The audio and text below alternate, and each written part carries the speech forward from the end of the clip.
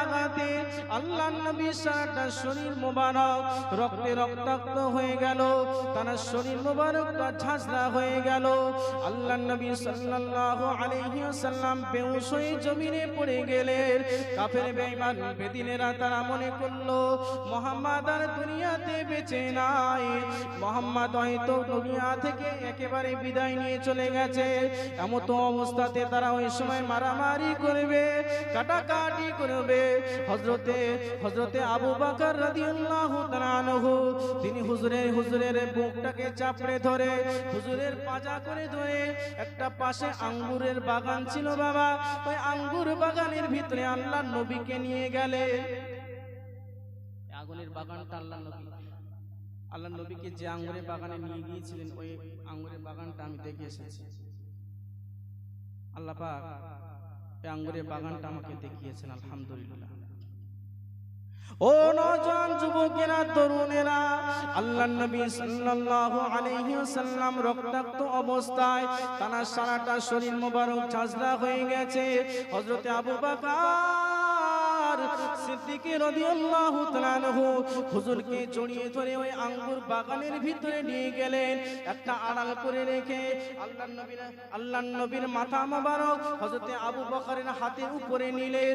আল্লাহর নবীকে ডাক দিয়ে বলেন, ইয়া রাসূলুল্লাহ, ইয়া হাবিবাল্লাহ, হুজুর আমি আবু বকর, আমার সঙ্গে একটু কথা বলুন।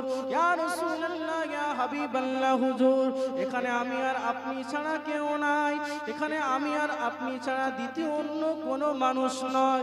ইয়া রাসূলুল্লাহ, ইয়া হাবিবাল্লাহ, হুজুর আমার দিকে অন্তত একটু চেয়ে দেখেন, আমি আবু বকর, আমি আপনাকে ডাকছি, আমার ডাকে একটু অন্তত সাড়া দিন, আমার সঙ্গে একটু কথা বলে। আল্লাহর নবী কোনো কথা বলেন না, আল্লাহর নবী বেহুশ হয়ে পড়ে রইলেন। হযরতে আবু বকর সিদ্দিক বড় চিন্তায় পড়ে গেলেন। আল্লাহর নবীকে দেখে টুকরে টুকরে কাঁদছে, আর আল্লাহর কাছে ফরিয়াদ করছে, ওগো আল্লাহ পাক, ওগো আল্লাহ পাক, অত ইজ্জু মান তাশা, অত জিল্লু মান তাশা, বিয়াদিকাল খায়র, ইন্নাল্লাহ আলা কুল্লি শাইইন কাদির, তুলিজুল লাইলা ফিন নাহারি ওয়া তুলিজুন নাহারা ফিল লাইলি, ইন্নাল্লাহা ইউহয়ি ওয়া ইউমীতু। ও রব্বুল আলামিন, আল্লাহ পাক আপনি যে এত শক্তিশালী, আপনি যে এত শক্তির অধিকারী, আপনি যে রাত থেকে দিনটাকে টেনে বার করেন, আপনি দিনের ভিতরে রাতটাকে প্রবেশ করিয়ে দেন, আপনি তো মুর্দাটাকে জিন্দা করেন, কখনো কখনো মৃতটাকে জিন্দা করেন, আবার জীবিতটাকে আপনি মৃত্যুবরণ করার। ওগো রব্বুল আলামিন, আল্লাহ পাক এত শক্তির ক্ষমতা যখন আপনার হাতে, আমি আবু বকর যদি আমার চাওয়াটা অপরাধ হয়, আমি আর সহ্য করতে পারি না। ও রব্বুল আলামিন, আল্লাহ পাক আমাকে মেরে দিন, আমাকে মেরে দিন, আমাকে মেরে দিন, আমাকে মেরে দিয়ে আল্লাহ রাসূলকে আপনি পুনর্জীবন নসিব করুন। আল্লাহর নবীর সাহাবা হযরত আবু বকর খুব কাঁদছে, না জানি আল্লাহর নবীকে আর দুনিয়াতে পাবো না।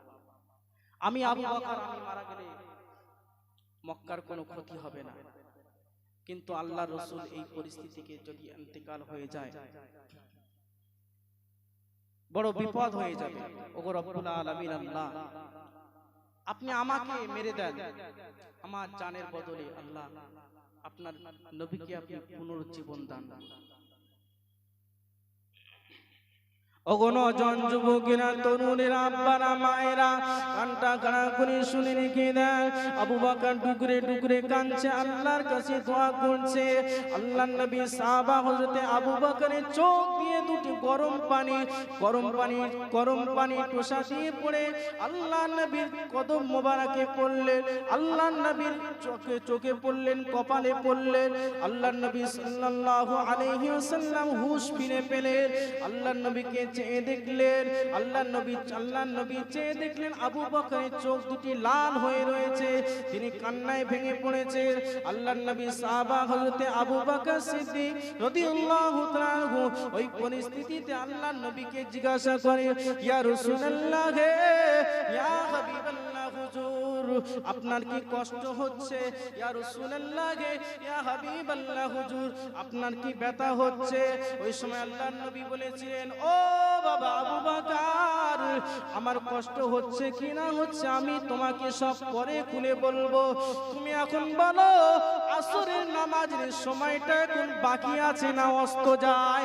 আল্লাহর নবীর সাহাবা হযরত আবু বকর সিদ্দিক রাদিয়াল্লাহু তাআলা আনহু তিনি বললেন, ইয়া রাসূলুল্লাহ ইয়া হাবিবাল্লাহ হুজুর অস্ত চলে যাবে, অস্ত যাবে, অস্ত যাবে, সূর্য আর কিছুক্ষণ পরে অস্ত চলে যাবে। ইয়া রাসূলুল্লাহ ইয়া হাবিবাল্লাহ হুজুর সূর্য অস্ত যাওয়ার আগ মুহূর্তে আল্লাহ রাসূল সাল্লাল্লাহু আলাইহি ওয়াসাল্লাম আবু বকরকে লক্ষ্য করে বললেন, ও বাবা আবু বকর, আবু বকর রে, ও বাবা আবু বকর, তুমি আমার হাতটাকে ধরে উঠিয়ে দাও। আমি রাসূলুল্লাহ সাল্লাল্লাহু আলাইহি ওয়াসাল্লামের আসরের নামাজটা পড়া হয়নি। আল্লাহ রাসূল সাল্লাল্লাহু আলাইহি ওয়াসাল্লাম বললেন, ও বাবা আবু বকর আমার হাতটাকে উঁচু করে তুলে ধরো, আমি দাঁড়িয়ে দাঁড়িয়ে নামাজটা আদায় করে নিই। সাহাবা হযরত আবু বকর বললেন, ইয়া রাসূলুল্লাহ ইয়া হাবিবাল্লাহ হুজুর আপনি তো বড় অসুস্থ, আপনার সারাটা গায়ে রক্তাক্ত হয়ে গেছে, আপনার সারাটা শরীর মোবারক ঝাঁঝরা হয়ে গেছে।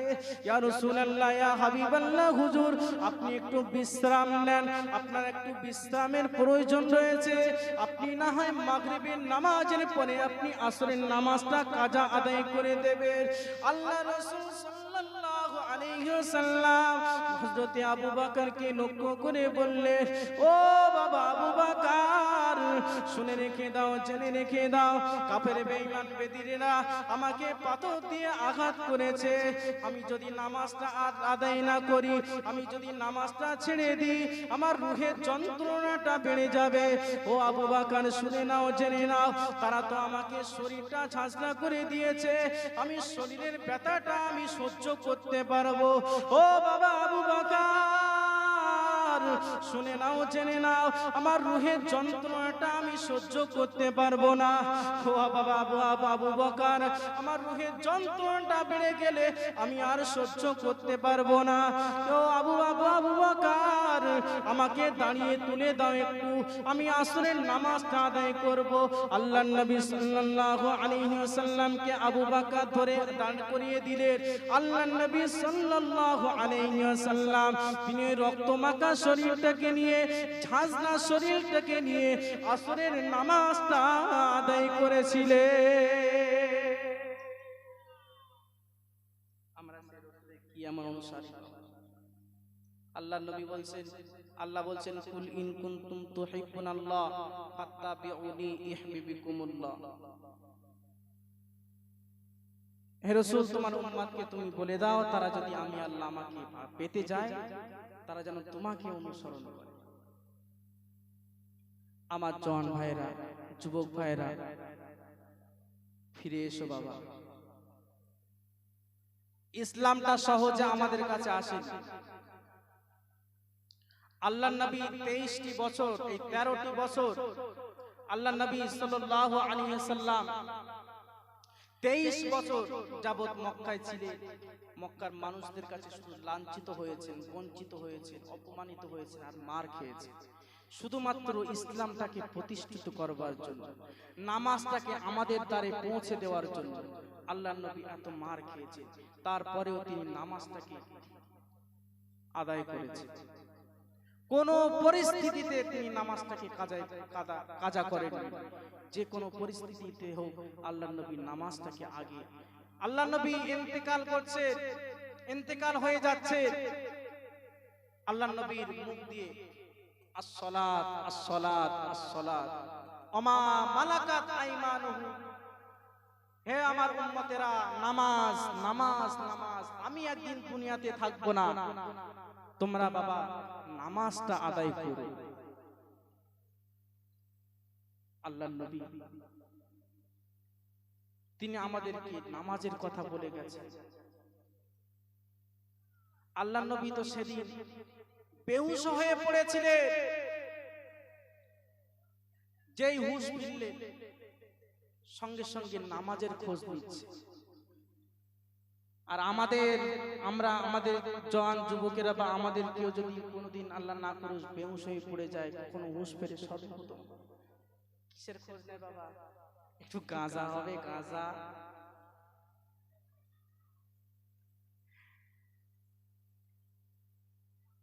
বাস্তব চিত্র।